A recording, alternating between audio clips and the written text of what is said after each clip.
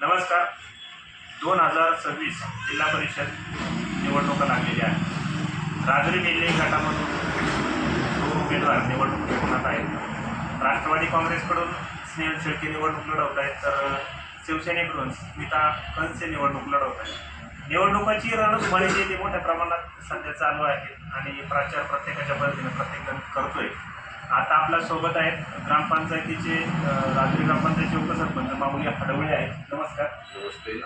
सध्या ह्या ज्या निवडणुका आहेत सगळे जे करतायत, परंतु सध्या जे 2 उमेदवार निवडणूक रिंगणात आहेत त्यापैकी स्नेहल शेळके जे आहेत, स्नेहल शेळके जे काम करत आहेत, तुम्हाला काय वाटते या निवडणुकीमध्ये इकडे सामोरं जातील? काय वाटतं तुम्हाला? प्रथमतः आपल्या मायदेशी चॅनलला मी मानवंदना करतो.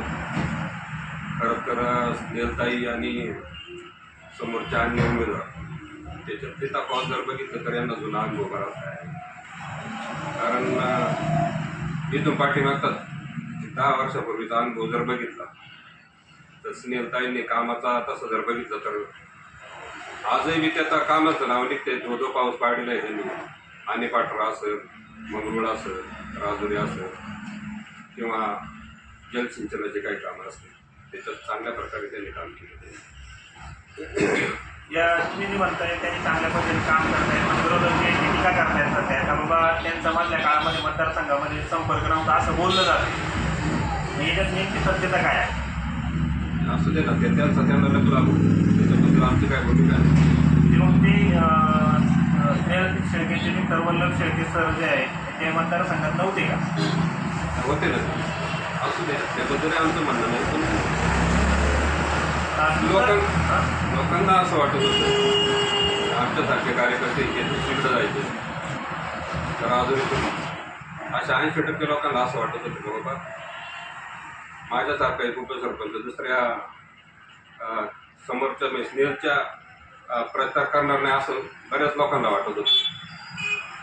पण मी थोडा वेगळा विचार केला, थोडासा असा विचार केला की बाबा माऊली शेळकेसारखा माणूस असेल तर राजुरीत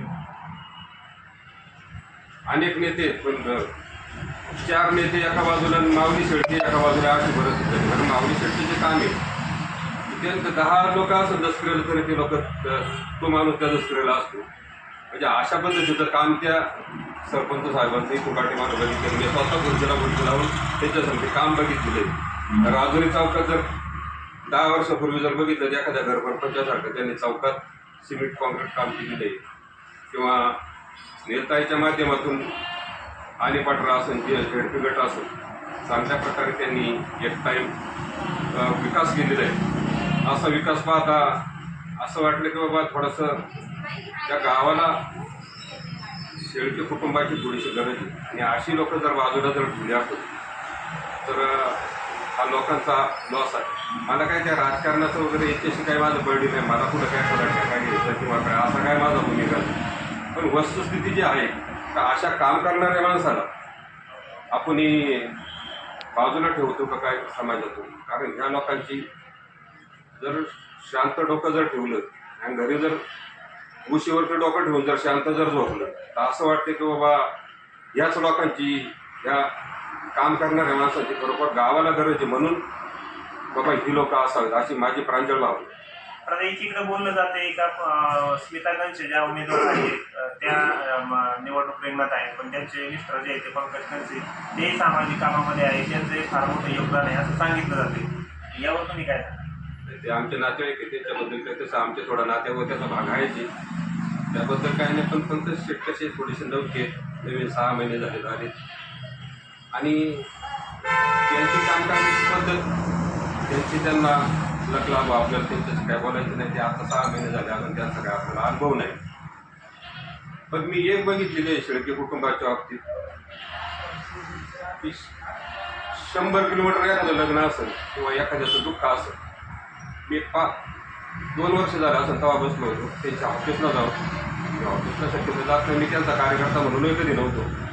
पण काही लोकांची या राजुरीला गरज, या जनतेला गरज आहे म्हणून मी त्यांच्या संख्या राहिलेले. काही ही लोक सामाजिक कामातून बाजूला ठेवणं सुद्धा चुकीचं होतं. कारण असं, मी एकदा त्यांच्या ऑफिसला ज्यावेळेस बसलो होतो जाऊन, त्यावेळेस त्या सुताराळीचं एक लग्न होतं, कुटुंब गरिबाचं होतं. त्यावेळेस तिथं बघितलं तर त्यांनी भावशेट असतील किंवा सर असतील त्यांना सांगितलं त्या कुटुंबाला काहीतरी जाऊन थोडीशी मदत करा. असे बोलणारे लोक फार कमी हो माणसात. तेच नव्हे तर स्वतः मी आजारी होतो एक टाईम, मला अनेक लोक भेटायला आले, 100-200 लोक भेटायला आले असते. पण माझ्याजवळ येऊन माझ्या कानात निवताईचे सासरी माऊली शेठ यांनी स्वतः सांगितलं का मला काय अडचण आहे. लोक अनेक भेटायला यायची, पण माणसाची मनं कशी असतात. विकास ह्या चिरंतन बाबी ह्या होत राहणार आहे, या बाबतीत आमचं म्हणणं नाही. पण मग कोणता एखादा रंगला गांजला काही विषय असतील तर त्या कुटुंबाने त्या माणसाला योगदान देण्याचं काम केलेलं आहे अशी माझी भूमिका आहे. तर आता सध्या नाही म्हटलं तर त्यांच्यावरती अशी टीका होती आहे का गावामध्ये त्या कुटुंबाला अनेक पदं त्यांना लागत आहे किंवा सर्वसामान्य कार्यकर्त्याला जी ती पदं मिळत नाही, असं त्यांच्यावरती सध्या आरोप होते. याच्यावर काय सांगाल? साहेब त्याचं परिस्थिती त्याचा, मी साधारण लहान होतो तेव्हापासून शिवमंडळी बुजुर्ग माणसं आहेत, आदरणीय सभापती साहेब असतील, आदरणीय आमचे मित्र एकनाथजी शिंदे साहेब असतील, यांच्यापासून मी राजकारणात आलेलो आहे बऱ्याच अंशी. तर बोलताय ते खरं आहे, पण याच्या पाठीमागची पार्श्वभूमी बघितलेली, शरदचंद्रचं विलक्षण लागलं होतं. त्या विलक्षणमध्ये हे पॅनल पडलं होतं. हे पॅनल पडलं तर त्यावेळेस असं ठरलं की बाबा आता शिवसैनिकांना न्याय काय. शिवसैनिकांना न्याय काय म्हणल्याच्यानंतर त्यावेळेस त्यांनी ती ज्ञानदीपक संस्था ह्या माऊली शेट्टी आणि आदरणीय सभापती साहेबांनी त्या काळात काढलेली. अशा काही संस्था त्या लोकांनी काढलेल्या, तर ह्या लोकांना न्याय द्यायची ह्या भावना त्यांच्यावर. याच्या पाठीमागचे अनेक काही वेगवेगळे प्रश्न आहेत.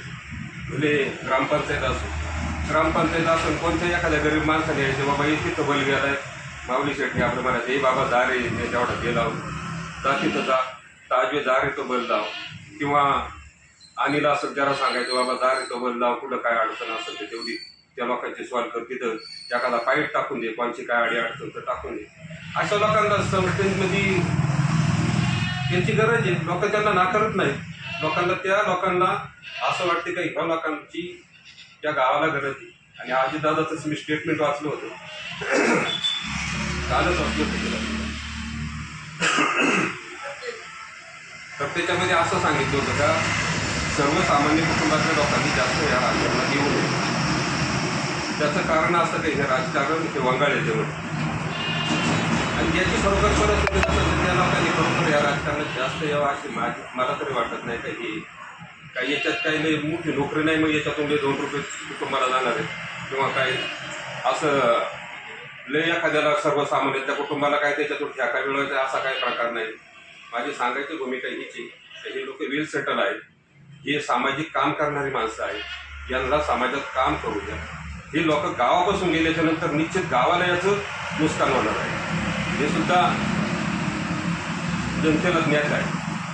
दुसरं हे सगळं झालं, तुम्ही म्हणताय त्या परिवाराचं जे सातत्याने काम आहे ते काम करण्यासाठी समोरचे जे आहेत टीका होत आहेत. परंतु तुम्हाला काय वाटतं का या राजुरी परिसरात किंवा हा मतदारसंघ भविष्यामध्ये जी आता निवडणूक लागलेली आहे त्यामध्ये कुणाला कळू नये, काय वाटतं?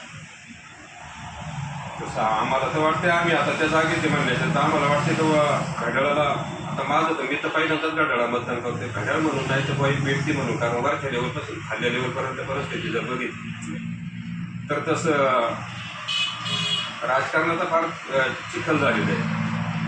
राजकारणाशी आपल्याला काही मतलबही नाही, राजकारणाचा आपण एवढं डोक्यातही घेतो. तर भूमिका याशी वाटते का बाबा एखाद्या कुटुंबावरती जर काही वेळ संकट जर आलं तर ह्या कुटुंबात थोडंसं भावना आहे, म्हणून ह्या कुटुंबाला थोडंसं न्याय द्यावा असं मला वाटतं. कारण समोरच्या उमेदवाराचा आपल्याला अजून काय अनुभव नाही. ठीक आहे, त्याचा स्वभाव तरी चांगला असतो, तर त्याचा आपल्याला अनुभव नाही.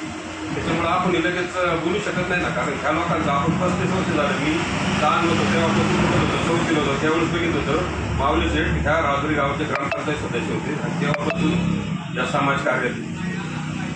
पण आता एक नाही म्हटलं तर शेळके जे आहेत, वल्लभ शेळकेंचा मोठा या मतदारसंघामध्ये संपर्क आहे. स्नेहलताई जे आहेत त्या जेडपी सदस्य होत्या, त्या काळात त्यांचा संपर्क आहे.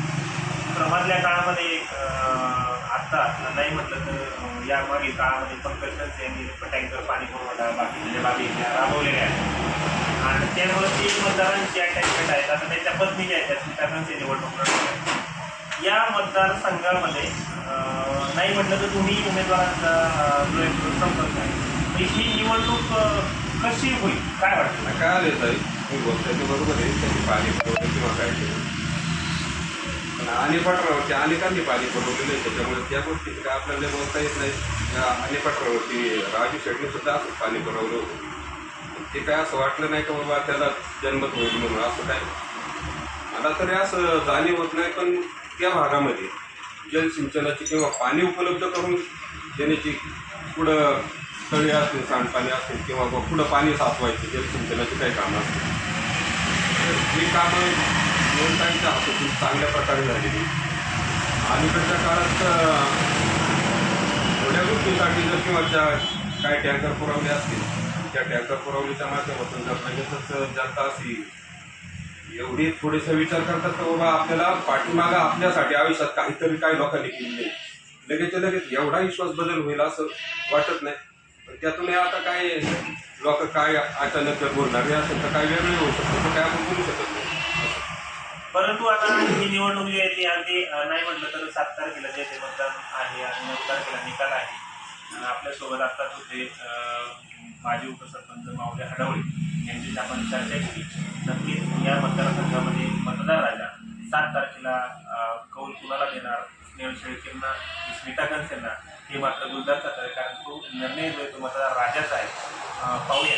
परंतु आपण या ज्या घडामोडी राजकीय आहे त्या पुढेही पाहणार आहोत.